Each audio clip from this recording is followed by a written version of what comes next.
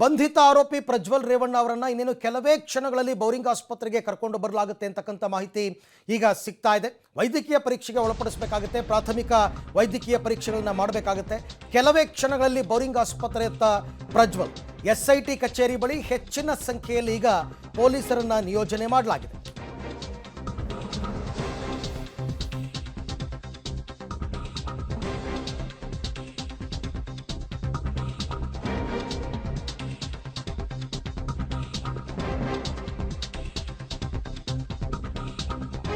ಸದ್ಯಕ್ಕೆ SIT ಕಚೇರಿಯಲ್ಲೇ ಇರುವಂತಹ ಪ್ರಜ್ವಲ್ ಅವರನ್ನ ಇನ್ನೇನು ಕೆಲವೇ ಹೊತ್ತಲ್ಲಿ ಬೌರಿಂಗ್ ಆಸ್ಪತ್ರೆಗೆ ಕರ್ಕೊಂಡು ಬರಲಾಗುತ್ತೆ ವೈದ್ಯಕೀಯ ತಪಾಸಣೆಗೋಸ್ಕರ.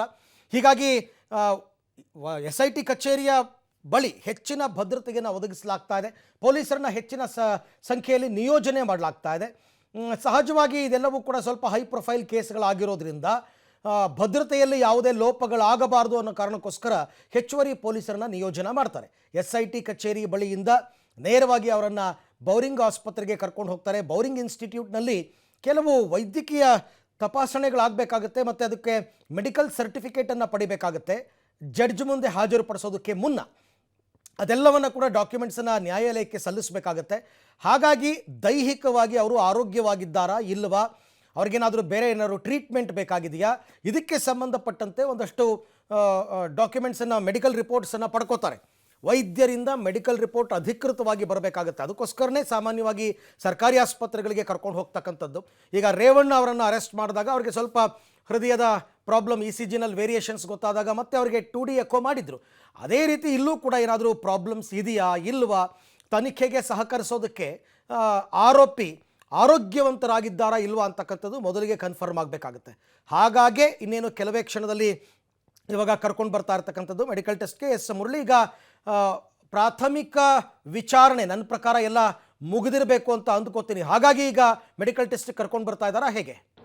ಅರವಿಂದ್, ಏನಂದ್ರೆ ಇನ್ನೂ ಸ್ವಲ್ಪ ಹೊತ್ತು ಕಾಲ ಆಗ್ಬಹುದು ಅಂತ ಹೇಳಿ ಮಾಹಿತಿಗಳು ಸಿಗ್ತಾ ಇರೋಂಥದ್ದು. ಅಂದ್ರೆ ಇನ್ನೊಂದು ಅರ್ಧ ಗಂಟೆ ಒಳಗಡೆ ಅವ್ರನ್ನ ಮೆಡಿಕಲ್ ಟೆಸ್ಟ್ಗೆ ಕರ್ಕೊಂಡು ಹೋಗೋ ಪ್ರಯತ್ನಗಳನ್ನು ಕೂಡ ಮಾಡ್ತಾರೆ. ಯಾಕಂದ್ರೆ ಮೆಡಿಕಲ್ ಟೆಸ್ಟ್ ಮುಗಿದ ತಕ್ಷಣ ಅವರನ್ನ ಓಪನ್ ಕೋರ್ಟ್ನಲ್ಲೇ ಹಾಜರುಪಡಿಸುವಂತ ಪ್ರಕ್ರಿಯೆಗಳನ್ನು ಕೂಡ ಮಾಡುವಂತ ಸಾಧ್ಯತೆಗಳು ಹೆಚ್ಚಾಗಿರುವಂಥದ್ದು. ಯಾಕಂದ್ರೆ ಮತ್ತೆ ಸಂಜೆ ಅವರನ್ನ ಕರ್ಕೊಂಡು ಬಂದು ಇಲ್ಲಿ SIT ಕಚೇರಿಗೆ ಕರ್ಕೊಂಡು ಬರುವಂಥದ್ದು, ಅದಾದ ನಂತರ ಮತ್ತೆ ಕೋರ್ಟ್ಗೆ ಹಾಜರುಪಡಿಸುವಂಥದ್ದು, ಈ ಪ್ರಕ್ರಿಯೆಗೆ ಮುಂದಾಗ್ಲಿಕ್ಕೆ ಸಾಧ್ಯ ಇಲ್ಲ SIT ಅಧಿಕಾರಿಗಳು. ಯಾಕಂದ್ರೆ ಸ್ವಲ್ಪ ಟ್ರಾಫಿಕ್ ಜಾಮ್ ಆಗುವಂಥದ್ದು, ಜೊತೆಗೆ ಬೇರೆ ಬೇರೆ ಡೆವಲಪ್ಮೆಂಟ್ಗಳಾಗುವಂಥ ಸಾಧ್ಯತೆಗಳಿರ್ತದೆ. ಆ ಹಿನ್ನೆಲೆಯಲ್ಲಿ ಮೆಡಿಕಲ್ ಟೆಸ್ಟ್ ಆದ ತಕ್ಷಣವೇ ಅವರನ್ನ ಓಪನ್ ಕೋರ್ಟ್ಗೆ ಹಾಜರುಪಡಿಸ್ತಾರೆ. ಜೊತೆಗೆ ಕೋರ್ಟ್ನ ಮೂಲಕ ಪ್ರಕ್ರಿಯೆಗಳನ್ನೇನು ಮಾಡಬೇಕು ಅವರನ್ನ ಪೊಲೀಸ್ ಕಸ್ಟಡಿಗೆ ಪಡ್ಕೊಳ್ಳುವಂತ ಪ್ರಯತ್ನಗಳನ್ನ ಮಾಡುವಂಥದ್ದು. ಇನ್ನು ಪ್ರಜ್ವಲ್ರ ಪರ ವಕೀಲರು ಕೂಡ ಅವರನ್ನ ನ್ಯಾಯಾಂಗ ಬಂಧನಕ್ಕೆ ಕಳಿಸಿ ಅಂತೇಳಿ ಕೋರ್ಟ್ನಲ್ಲಿ ಮನವಿ ಮಾಡುವಂತ ಸಾಧ್ಯತೆಗಳು ಕೂಡ ಇದಾವೆ. ಎಲ್ಲಾ ಪ್ರಕ್ರಿಯೆಗಳು ಇನ್ನೊಂದು ಅರ್ಧ ಗಂಟೆ ಒಳಗಡೆ ಚಾಲು ಆಗುವಂತ ಸಾಧ್ಯತೆಗಳು ಕೂಡ ಇರುವಂತದ್ದು. ಅರವಿಂದ್, ಬಟ್ ಸಾಮಾನ್ಯ ಇಂಥ ಪ್ರಕರಣಗಳಲ್ಲಿ ಯಾವಾಗಲೂ ಕೂಡ ಪ್ರಾಥಮಿಕ ತನಿಖೆ ಅಥವಾ ಪ್ರಿಲಿಮಿನರಿ ಇನ್ವೆಸ್ಟಿಗೇಷನ್ಗೆ ಹೆಚ್ಚಿನ ಒತ್ತು ಕೊಡ್ತಾರೆ. ಯಾಕೆಂತಂದರೆ ನಾಳೆ ದಿನ ಏನು ಬೇಕಾದರೂ ಕೋರ್ಟಲ್ಲಿ ಆಗ್ಬೋದು, ಜುಡಿಷಿಯಲ್ ಕಸ್ಟಡಿ ಕೊಟ್ಬಿಡ್ಬೋದು. ಹಾಗಾಗಿ ವಿಚಾರಣೆಗೆ ಹೆಚ್ಚು ಸಮಯವನ್ನು ವಿನಿಯೋಗಿಸ್ತಾ ಇದ್ದಾರಾ ಅಂತ? ಖಂಡಿತ ಅರವಿಂದ್, ಯಾಕಂದ್ರೆ ಪ್ರಮುಖವಾಗಿ ಒಂದಷ್ಟು ಹೇಳಿಕೆಗಳನ್ನ ಪಡ್ಕೊಳ್ಬೇಕು. ಹೇಳಿಕೆಗಳನ್ನ ಪಡ್ಕೊಂಡ ಸಂದರ್ಭದಲ್ಲಿ ಅವರು ಸಾಮಾನ್ಯವಾಗಿ ಪ್ರಾರಂಭದ ಹಂತಗಳಲ್ಲಿ ಆರೋಪಿ ಸ್ಥಾನದಲ್ಲಿದ್ದಂಥ ವ್ಯಕ್ತಿ ಅದನ್ನ ಅಸಹಕಾರ ತೋರಿಸುವಂಥದ್ದು, ಅಸಹಕಾರ ಅಂತ ತೋರಿಸಾದ ನಂತರ ಆ ಹೇಳಿಕೆಗಳನ್ನ ಕೊಡದೇ ಇರುವಂಥದ್ದು, ಜೊತೆಗೆ ಅದಕ್ಕೆ ಪೂರಕವಾದ ಸಾಕ್ಷ್ಯಗಳನ್ನ ಕ್ರೋಢೀಕರಿಸುವಂಥದ್ದು. ಈಗ ಅತ್ಯಾಚಾರದ ಆರೋಪಿ ಆಗಿರುವಂಥದ್ದು, ಪ್ರಮುಖವಾಗಿ ಅತ್ಯಾಚಾರದ ಆರೋಪಿಯಾಗಿರೋ ಹಿನ್ನೆಲೆಯಲ್ಲಿ ಅವರಿಗೆ ಮೆಡಿಕಲ್ ಟೆಸ್ಟ್ ಅನ್ನ ಮಾಡಿಸಬೇಕು ಮತ್ತು ಸ್ಥಳ ಮಾಜರನ್ನ ಮಾಡಿಸಬೇಕು. ಈ ಎಲ್ಲಾ ಕಾರಣಗಳಿಂದ ಅವರನ್ನ ಪ್ರಾಥಮಿಕ ಹೇಳಿಕೆಗಳನ್ನ ಪಡ್ಕೊಳ್ತಾರೆ. ಜೊತೆಗೆ ಕೋರ್ಟ್ಗೆ ಕನ್ವಿನ್ಸ್ ಮಾಡುವಂತ ಒಂದಷ್ಟು ಪ್ರಯತ್ನಗಳನ್ನ ಮಾಡ್ತಾರೆ. ಕೋರ್ಟ್ಗೆ ಕನ್ವಿನ್ಸ್ ಅನ್ನ ಮಾಡಿ ಅದಾದ ಬಳಿಕ, ಯಾಕೆಂದ್ರೆ ಇವರು ವಿಚಾರಣೆಗೆ ಅಸಹಕಾರನ ತೋರಿಸ್ತಾ ಇದ್ದಾರೆ, ಜೊತೆಗೆ ಇವರ ವಿರುದ್ಧ ಇರುವಂತಹ ಇಂತಿಷ್ಟು ಸಾಕ್ಷಿಗಳಿದಾವೆ, ಆ ಸಾಕ್ಷಿಗಳನ್ನ ನಾವು ಏನು ವೆರಿಫೈ ಅನ್ನ ಮಾಡಬೇಕು, ಜೊತೆಗೆ ಅವರ ಹೇಳಿಕೆಗಳನ್ನು ಕೂಡ ಪಡ್ಕೊಳ್ಬೇಕು, ಜೊತೆಗೆ ಮಾಜರನ್ನ ಮಾಡಬೇಕು ಅಂತ ಹೇಳಿ ಅವರನ್ನ ಪೊಲೀಸ್ ಕಸ್ಟಡಿಗೆ ಪಡ್ಕೊಳ್ಳುವಂತ ಪ್ರಯತ್ನವನ್ನ ಮಾಡುವಂಥದ್ದು. ಇದು ನಾನ್ ಬೇಲಬಲ್ ಕೇಸ್ ಆಗಿರುವಂಥದ್ದು. ನಾನ್ ಬೇಲಬಲ್ ಕೇಸ್ ಆಗಿರೋ ಹಿನ್ನೆಲೆಯಲ್ಲಿ ಅವರನ್ನ ಪೊಲೀಸ್ ಕಸ್ಟಡಿಗೆ ತೆಗೆದುಕೊಳ್ಳಲೇಬೇಕು. ಪೊಲೀಸ್ ಕಸ್ಟಡಿಗೆ ತೆಗೆದುಕೊಂಡು ವಿಚಾರಣೆ ನಡೆಸುವಂಥದ್ದು ಈಗ SIT ಅಧಿಕಾರಿಗಳಿಗೆ ಮುಂದೆ ಇರುವಂತಹ ಒಂದೇ ಒಂದು ದಾರಿಯಾಗಿರುವಂಥದ್ದು. ಅರವಿಂದ್, ಬಟ್ ಯಾವುದೇ ಪ್ರಕರಣದಲ್ಲೂ ಕೂಡ ಕೋರ್ಟ್ ಹೀಗೆ ತೀರ್ಮಾನ ತಗೊಳುತ್ತೆ ಅಂತ ಹೇಳಕ್ಕೆ ಬರಲ್ಲ. ಕೋರ್ಟ್ ಬೇಕಾದರೆ ನ್ಯಾಯಾಂಗ ಬಂಧನಕ್ಕೆ ವಿಧಿಸ್ಬೋದು.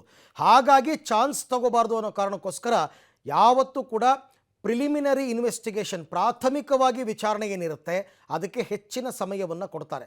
ಅದಾದ ನಂತರ ಮೆಡಿಕಲ್ ಟೆಸ್ಟ್ ಎಲ್ಲ ಇದ್ದೇ ಇರುತ್ತೆ. ಮೆಡಿಕಲ್ ಟೆಸ್ಟು ಜಡ್ಜ್ ಮುಂದೆ ಹಾಜರುಪಡಿಸ್ತಕ್ಕಂಥದ್ದು ಇದ್ದೇ ಇರುತ್ತೆ.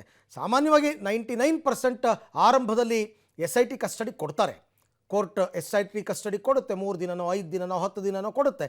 ಸೊ ಆದರೂ ಕೂಡ ಚಾನ್ಸ್ ತಗೋಬಾರ್ದು ಅನ್ನೋ ಕಾರಣಕ್ಕೋಸ್ಕರ ಈ ರೀತಿ ಪ್ರಾಥಮಿಕವಾದಂತಹ ವಿಚಾರಣೆ ಮಾಡೋದಕ್ಕೆ ಹೆಚ್ಚಿನ ಸಮಯಾವಕಾಶವನ್ನು SIT ಅವರು ಮೀಸಲಿಡ್ತಾರೆ. ಜೊತೆಗೆ 24 ಅವರ್ಸ್ ಟೈಮ್ ಇರುತ್ತೆ. ಯಾವಾಗ ಎಷ್ಟು ಗಂಟೆಗೆ ಬಂಧನ ಅಂತ ತೋರಿಸ್ತಾರೋ ಅಲ್ಲಿಂದ 24 ಗಂಟೆ ಟೈಮ್ ಇರುತ್ತೆ ಜಡ್ಜ್ ಮುಂದೆ ಹಾಜರುಪಡಿಸೋದಕ್ಕೆ. ಆ ಸಮಯವನ್ನು ಕೊಡೋದೇ 24 ಗಂಟೆ. ಇದಕ್ಕೋಸ್ಕರ ಪ್ರಾಥಮಿಕ ವಿಚಾರಣೆಯನ್ನು ಮುಗಿಸ್ಕೊಳ್ಳಿ, ವೈದ್ಯಕೀಯ ತಪಾಸಣೆಯನ್ನು ಮಾಡಿಸ್ಕೊಳ್ಳಿ, ಎಲ್ಲ ಆದ ನಂತರ ಜಡ್ಜ್ ಮುಂದೆ ಕರ್ಕೊಂಡು ಬನ್ನಿ. ರೂಲ್ಸ್ ಪ್ರಕಾರ ಇದೇ ರೀತಿನಲ್ಲಿ ಮಾಡ್ತಾರೆ. ಆಮೇಲೆ SIT ಅವರಿಗೆ ಯಾರೂ ಕೂಡ ಇನ್ಸಿಸ್ಟ್ ಮಾಡಲ್ಲ, ಹೀಗೆ ಮಾಡಬೇಕು, ಇಷ್ಟು ಗಂಟೆಗೇ ಕರ್ಕೊಂಬರ್ಬೇಕು, ಇಷ್ಟು ಗಂಟೆಗೇ ಕರ್ಕೊಂಡು ಹೋಗಬೇಕು ಅಂತ ಇರಲ್ಲ.